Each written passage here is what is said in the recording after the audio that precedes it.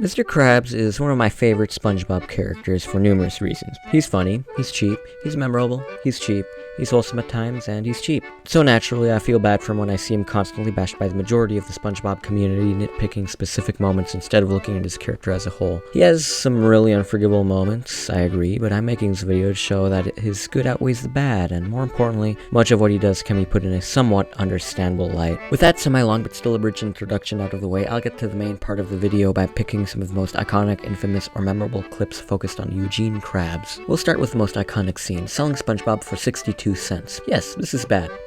Bad, but funny.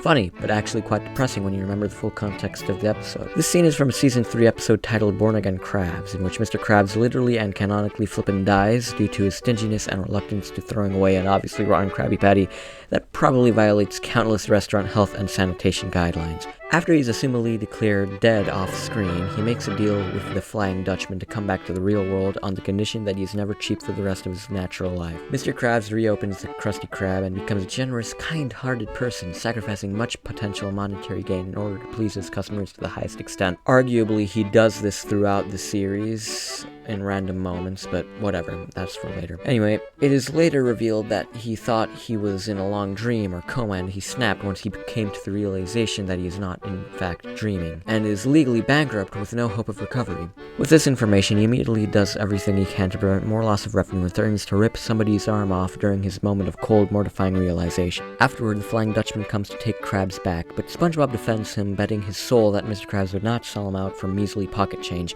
leading to the scene so commonly quoted among Sponge boomers and modern fans alike. After coming to the realization of what he has done, Mr. Krabs is overcome with regret and throws the money onto the ground, begging for SpongeBob to come back. Now let's take a look at this through Mr. Krabs' perspective. He has been dead for who knows how long, comes back a new Krab trying to be generous, still in disbelief of what has happened, and is throwing away profits left and right, only to come to the realization that what's happening is indeed actually happening, and that he is legally bankrupt with no money to his name, unable to afford anything he has been doing. He's overcome with abrupt fear and dread, leading to a whole public episode with numerous lapses of judgment. I think this is an excellent example to show how deep Mr. Krabs' addiction to money goes, since it shows how he tries to be generous even though he thought it was a dream, but fails and immediately has a panic attack and a form of withdrawal. Not only that, but seconds after the realization of what he did during his episode, he immediately regrets what he did and begs for a second chance. He's quite literally a suffering addict that cannot control his own impulsiveness, and the cold realization of legal bankruptcy only worsened that fact, not to mention the fact he canonically grew up in poverty,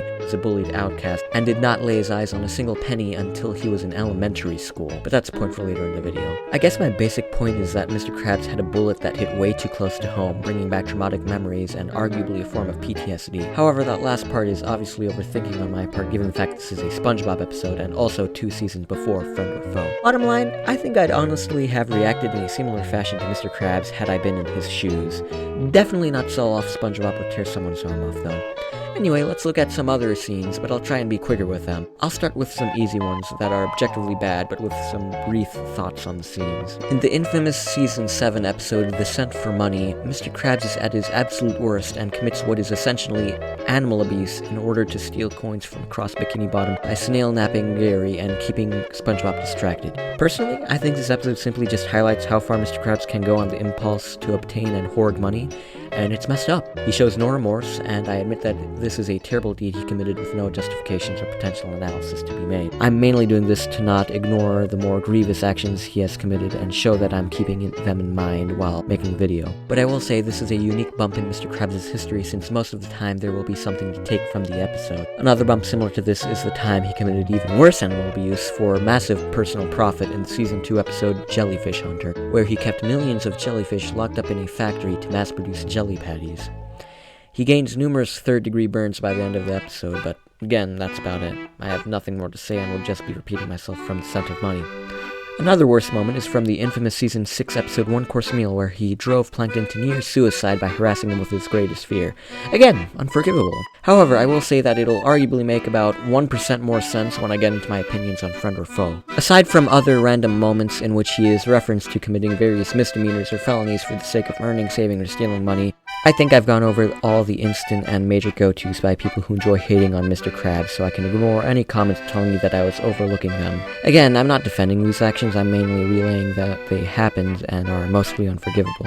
I'm a scrupulous guy, I'm sorry. I guess my main point is that there are only about 4 or 5 things Mr. Krabs has done that are objectively unforgivable throughout an entire 280 episode series, half of which were arguably out of character and could be ignored in most headcanons. When judging Mr. Krabs, you can give or take those 4 moments. Just make sure you look at the major points of his character, which is the main thing I want to say. With that out of the way, I'll get into some more moments that display Mr. Krabs' crippling cheapness, but ones that I will directly analyze and give my thoughts on. But first, I'll quickly elaborate something on the episode Nasty Patty from Season 3. In Nasty Patty, he tries to feed the health inspector a tainted patty and pins it on SpongeBob. I have 3 points to make on that episode. 1. Mr. Krabs wasn't trying to kill him. 2. SpongeBob willfully assisted Mr. Krabs in tainting the patty, and with very little convincing on Mr. Krabs' part, he helped him carry and bury a dead body. They were both equally in the wrong, which is often ignored due to bias. 3. The health inspector wasn't actually dead. Now, finally, onto the main part of the video. Friend or Foe shows us the backstory of Mr. Krabs and Plankton's relationship. We see that Mr. Krabs grew up in poverty and that they were best friends. Mr. Krabs first sees money when at the boardwalk with Plankton. Dumbfounded by what he had seen, he spends the money on a balloon and Plankton flies away. This may seem like a minuscule scene, but I see 2 points of view with the story as a whole. Number 1 is my main point as it's more concrete and understandable. He grew up in poverty. He went half of his childhood not knowing what money was. That in itself is enough for someone to grow up greedy as hell, and is obviously going to be blown out of proportion in a cartoon like SpongeBob, to it being the source of a self-destructive addiction toward money. That last part is key because many people for some reason ignore the fact that much of what Mr. Krabs does affects him negatively more than others, like in Selling Out, where he sells his entire life's work and pride to a corporation for millions, only to regret it later after a midlife crisis and give every cent back for its ruins. But right now, we're focusing on his childhood. My second, more strong but somewhat arbitrary point is the fact that he wasted his first money on someone who became a lifelong enemy. We've all had at least one moment where we buy a friend something and then we regret it later after we lose that friend and go, why did I spend 20 bucks on that Neanderthalic abecedarian? Now let's imagine that feeling in a, 10-year-old who grew up in poverty and had little attachment to anything or anyone, had only one friend, a friend who was there when he had his first glimpses at materialistic gain, a friend who he tried to go into business with to actually make money and rise above poverty, and most importantly, a friend he lost soon after over a fight regarding said business. Money and business were some of the last things that Plankton and Krabs had together before their falling out, and was also the cause of said falling out. Mr. Krabs did not have any other attachment aside from his mother for presumably years afterward, and to this day all he has is his daughter Pearl, SpongeBob, Squidward, ignoring the mysterious Mrs. Krabs. It's realistic to come to the conclusion that such a feeling of disdain would exponentially multiply as the years go by, when lying awake at night dwelling on the past and eventually finding a factor that helps you either forget, alleviate, or strengthen your hatred. Personally, despite this being quite a deep and overthought explanation for the origins of Mr. Krabs' lust for money, I find it very acceptable and realistic. It was probably not what the writers intended, but it's what I interpret and take from the character of Eugene Krabs. Mr. Krabs developed a self-destructive addiction and lust for money, the physical object, due to his past and poverty combined with the complexity of his defunct friendship with Plankton. I can already hear people saying it's implying they were gay, but all I'll say is, look at this viewpoint how you want, just my opinion, but you're a fucking idiot. Strong bonds between friends doesn't always mean they're gay. It's the same principle as a guy and a girl can be best friends without loving each other. Not that there's anything wrong with that. Back to the main topic, the self-destructiveness of Mr. Krabs' addiction is emphasized throughout the series. The most important trait is the fact that he always shows some form of regret, guilt, or awareness of what he does. He knows that he's cheap, so he avidly tries to restrain himself. A perfect example of this is the Season 2 episode Krusty Love, in which he gets SpongeBob to be his financial assistant and constantly gets mad at him for either spending money or not buying Mrs. Puff what she wants. He's conflicted between his two loves, and this is touched upon in the other obscure times he's paired with Mrs. Puff in episodes such as Cookie Cooks. There is also a Whale of a Birthday, in which he literally gives SpongeBob his credit card, telling him to buy Pearl anything she would enjoy for her birthday because he's too cheap to do so himself. He literally gave someone a credit card to buy gifts without knowledge of what they will be buying in order to prevent his own stinginess from ruining his daughter's birthday. Arguably, this isn't exactly what he said or asked SpongeBob to do, but in my opinion, he did reference it in the contradictory and somewhat sarcastic quote, "Nothing's too good for me, little Pearl. I want to give her nothing, but she's too good for that." The way I see it, he wants to give Pearl a proper gift, but is always held back by his own cheapness. His confliction between giving Pearl what she deserves and his lust for money is seen in numerous episodes for both brief moments and entire plot points, ranging from him sacrificing sacrificing profit at the Krusty Krab in the Season 2 episode Bossy Boots. There's also the time he gets SpongeBob to chaperone Pearl, or even the time he gave Pearl cheap fishing boots, only to get her a proper gift as an apology by the end of the episode. My point is, Mr. Krabs has often been paired up with a sort of quid pro quo and give or take situation in most of his appearances. He is constantly finding himself regarding his crippling addiction to money, and there is a proper depth to his character and backstory when you look at it as a whole. As I've stated numerous times throughout this video by now, he's literally a self-destructive alcoholic who is aware of his actions and how they affect himself or other people, just with money.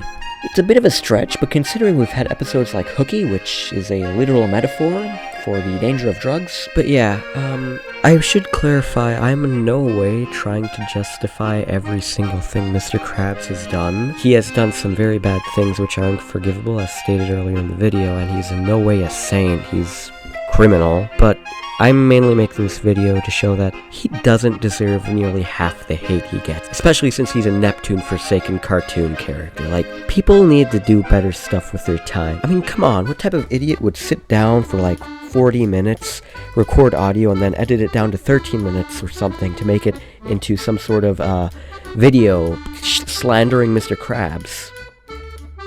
So anyway, to end this video off, I'll name a few more random episodes with Mr. Krabs, mainly just to show the times Mr. Krabs can be somewhat, mostly, or entirely kind-hearted. In Pickles, he helps SpongeBob regain his confidence by staying right by his side for several days, presumably losing tons of profit by not being at the Krusty Krab and leaving Squidward alone in charge. In Squidward the Unfriendly Ghost, he's seen mourning Squidward's death, showing that despite what others think, he really does care for his employees. In Hooky, he goes out of his way to guide, warn, and teach SpongeBob about the dangers of hooks, which are an obvious metaphor for drugs to anyone with 2 brain cells. In To Love a Patty, he teaches about how patties are meant to be loved and eaten, but that they're not forever. Arguably, it's a weird metaphor for young love, crushes, or a loose woman. I'd elaborate more on that, but I made a mediocre 15-minute video about my opinions on the episode a while back. In Welcome to the Chum Bucket, he loses SpongeBob and mourns him throughout the episode, wishing he could have him back. In Bankeeks, he helps Squidward achieve his dream. Sailor Mouth, he teaches SpongeBob and Patrick about proper language and to avoid bad words. In Patrick's Staycation, he lets SpongeBob sleep in his hammock and is implied to do this on a regular basis without even caring to ask for money. To be honest, Mr. Krabs is often overlooked as a sort of father figure for this man-child. In Schooling Returns, he recognizes Squidward's rivalry and past and lets him run the Krusty Krab for one night. He arguably did not mention making any money during the episode, leading one to believe this was purely an act of good on his part. And most importantly, in the Krusty Krab training video, he denies SpongeBob a raise. I'm too lazy to delve deeper into more of his appearances, but if people seem to like this random and subpar character analysis by an insecure amateur, I'll probably make a sequel looking into every single appearance of Mr. Krabs on SpongeBob. If you watched this far, thank you, I appreciate it. I want to do more serious content, but it's difficult because I don't often prioritize YouTube. It's fun to make shitposts, and it's nice to see that my music playlists make people happy, but I like making videos that I genuinely enjoy making and are about topics that interest me through and through once in a while. Expect more content like this, most likely following the schedule I uploaded a while back. I have nothing else to say. Okay, bye.